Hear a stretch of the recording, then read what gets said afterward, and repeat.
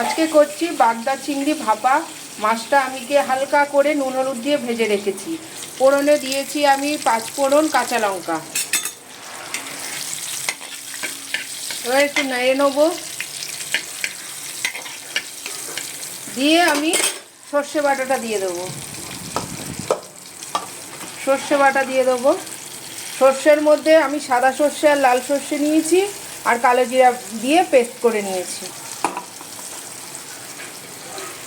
কালো জিরা দিয়ে পেস্ট করে নিয়েছি। কাঁচা লঙ্কা দিয়ে আমি পেস্ট করেছি। এটাকে এরপরে আমি দেবো হলুদ।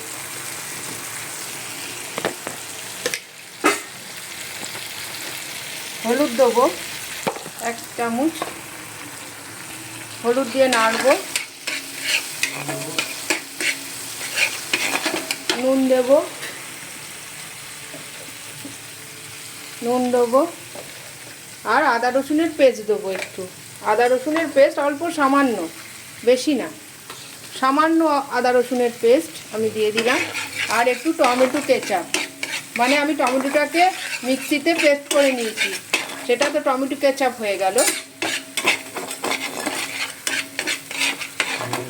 সামান্য একটু চিনি দেবো। আমি বাতাসা দিচ্ছি, আপনারা চিনি দেবেন।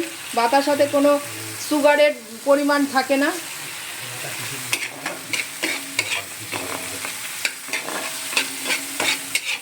রান্না করছি, দাঁড়াও।